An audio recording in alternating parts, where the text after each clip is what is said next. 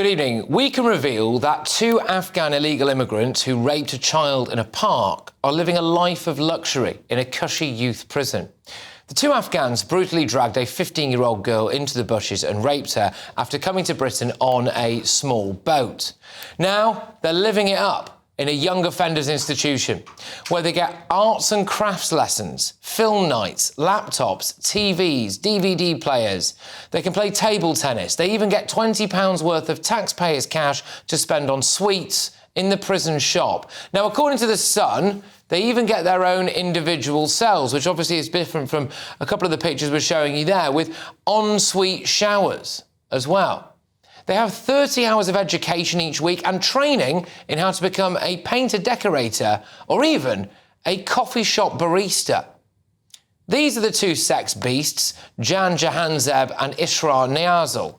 One of them, Jahanzeb, even did a video diary of his journey across Europe before breaking into Britain, walking around wearing designer clothes. Staff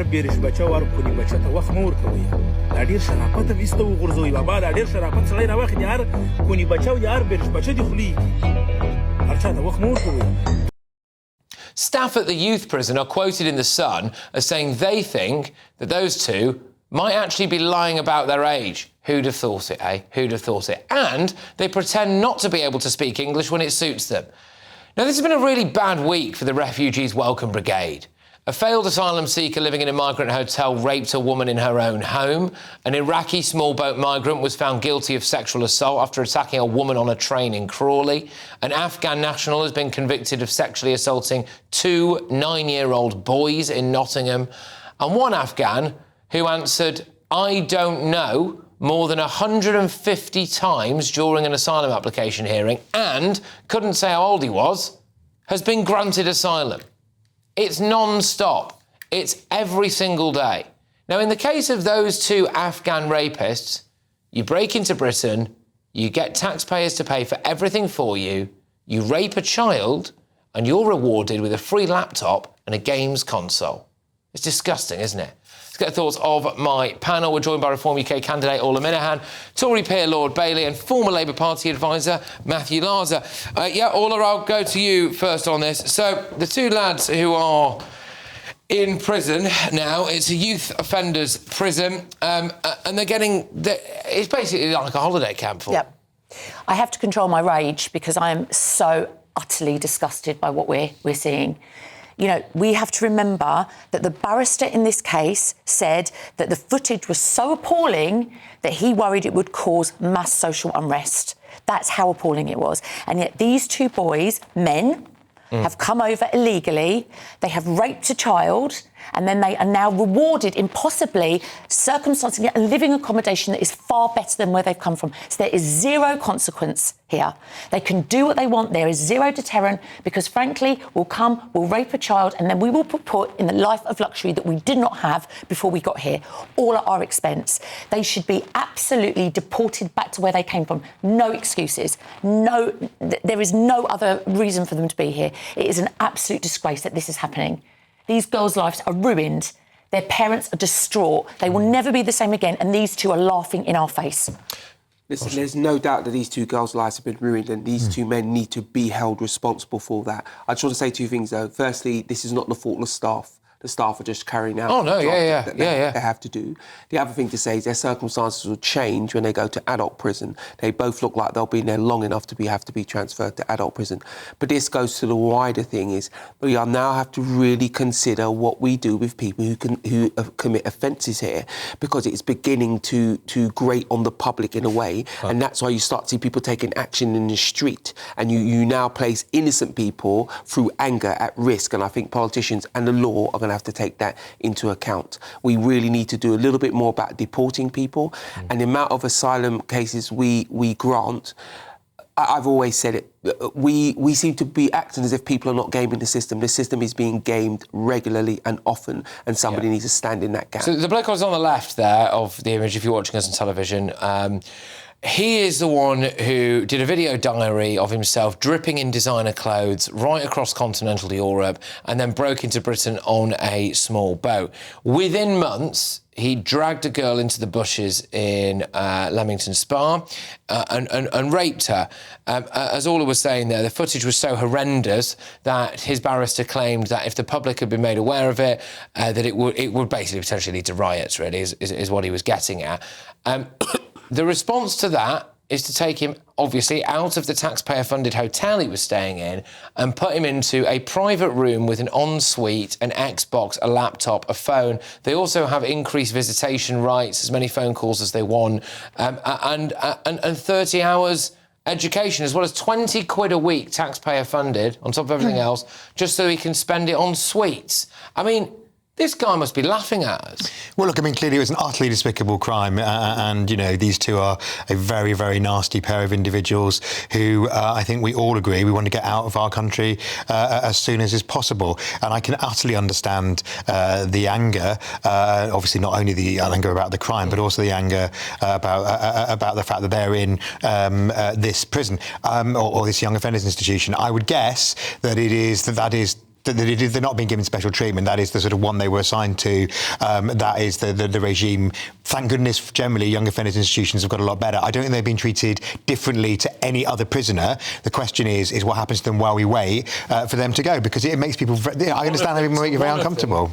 As it currently stands, despite being sentenced to somewhere in the region of 10 years in prison for rape, cannot be automatically deported because he pleaded guilty a day before his 17th birthday. Now, again, what you will have noticed in that report was that staff at that youth detention centre are pretty adamant that he is older than he says he is. But here's the situation. I think we are fast approaching a point where we will have to treat people who are seeking asylum differently, especially when they've demonstrated that they're a risk. These boys are beyond the pale. They are definitely a risk. 17 or not, he should be automatically deported at the earliest point. And people who think that's incorrect, fine. You explain to that girl's parents why he shouldn't be deported, because what he did was very out of order, and she would not have been put at risk if the system dealt with people in his position differently. I mean, Sean, you know, and we are seeing this every day, right? Every day.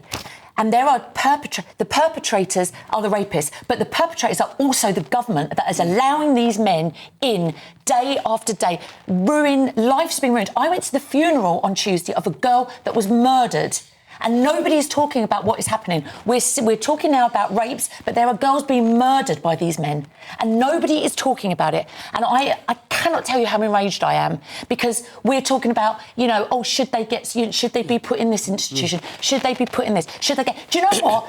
If I had my way, we would have corporal punishment, but that's another story for another day, because that's how disgusting these human beings are. But they need to be treated differently. I know our system is based on a long line of decency. We are very steeped in human rights, but at some point we have to treat people differently in relation to the actions that they have carried out, and I think we are at that point now. We are too soft. There was another aspect to this where at the verdict, and sentencing, I should say, one of the things that was taken into consideration was that they said that they didn't understand consent because they'd come from Afghanistan.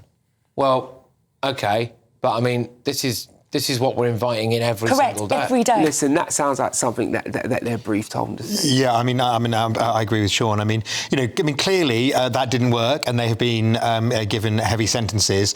I think what we need to do, just because you mentioned in your introduction the other case of this person who then inexplicably answered answered no to every I think it was over 100 occasions. Yeah, I don't know during his interview, and then inexplicably an upper tribunal judge said. So to be fair to the Home Office, it was challenging the tribunal's findings. An upper tribunal judge says that's OK. I'm realistic. I think it is. I think we need to be firmer, do what other European countries do, and actually do things like looking at your dental records, which frankly it happens if you forget who you are and you're wandering the streets, your dental records will be checked, etc. It's a standard practice, and it happens in every other European country, and that actually protects genuine young asylum seekers, because you don't have older people who shouldn't be in there in with vulnerable children. So it's just common sense, and we should do it. One of several cases, I'll put this to you all. So that case, as Matthew was alluding to there, Afghan asylum seeker couldn't be honest about his age, gave several different answers in the same interview, apparently, about his age. Literally every other question he was asked, he answered, I don't know, or I can't remember. That totalled more collectively than 200 times in an asylum interview and was granted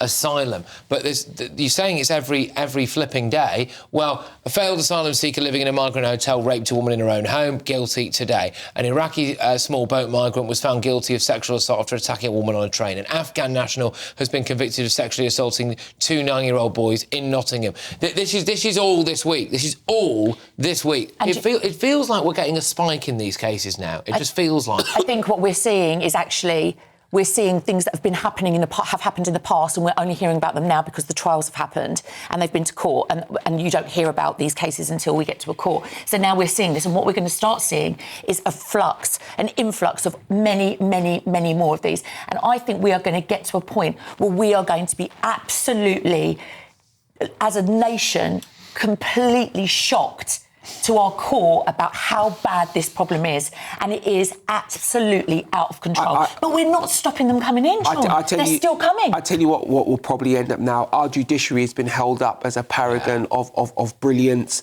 and great operation. I think they run the risk of the public backlash coming for them. Yeah. The same for politicians who are viewed to be on the wrong side of this, because ultimately, right, people are feeling it in their communities. It's driving a different conversation than this country's had before in the past, and it's unrelenting. So that change will stick, and we do need to take a look. Our human rights laws, our immigration laws, they were all written for a world that existed 50 years ago. Yep. This is a very different. And that's why the government, yesterday is taking action with other people in Europe to try and get the ECHR reform, because it doesn't reflect the reality. It may take, they weren't. The 27 countries have signed up to doing it, and there's going to be change brought about by May, but it's a long process, and it's not France or Germany. No, absolutely, and it's not guaranteed. But I'm saying it's trying. But the thing is as well that these things take time. Right? Absolutely, and if you're a parent, of course, every day something else is happening. So if you are a parent and your daughter has been raped, and you're told, well, don't worry because we'll leave the ECHR in 6 months' time, that is not going to help the fact that your daughter's life's been raped. I remember once speaking. I hope judges get that message in the meantime. I remember once speaking to 2 ex-immigration officers, immigration ministers, I don't need to name them, but they both said this government is addicted to changing the rules to make them look busy. They don't need to change the rules. We have the powers already to deal with these things. I think it's the judges in the interpretation, as you saw in this case. Exactly, and all is right. That obviously a lot of these cases, by the time that you've been caught, you've been charged, you've gone through the judicial system, actually what happened was a year or 2 years ago. And so what we're seeing now is that backlog of it. So we're starting to see that now. So if it feels like there's a spike in these cases, well, it's because we are now finally able to report on all these things. Do you know it really is? It's going to keep coming. Do you know what the real big risk is? These cases happened a year ago, but we've had even more people in since that time. So potentially there's even more in the pipeline. What was the headline last night? We did it at this time last night, that roughly a third of asylum seekers who've come in the last 3 years, we don't really know where they are. Yeah. So again, that's the next outrage. Sorry, I'll just wrap by saying this. That behind every one of these stories, we are now, once they've been found guilty, we're obviously allowed to report on the identities of the individual, of the perpetrators. But behind every one of these stories is a victim, or sometimes multiple victims, and I just think, their stories about all of this must just be so horrendous, so powerful that it's, we need to bear that in mind, because behind every single one of these, we're hearing about, the perpetrators, hearing about a bit about their lives, hearing about their lives in prison now with their Xboxes and all of this. What we don't hear from, is the victims. And can you imagine being the parent of those children and seeing those men sitting there playing Xbox? You'll feel betrayed. You betrayed? Yeah, I'd be trying to break in to kill them myself. Excuse me. Well, there you go. I'm very angry about this. Obviously, yes, it's a sense of public anger. I think they're not meant to be taken literally, of course. Right.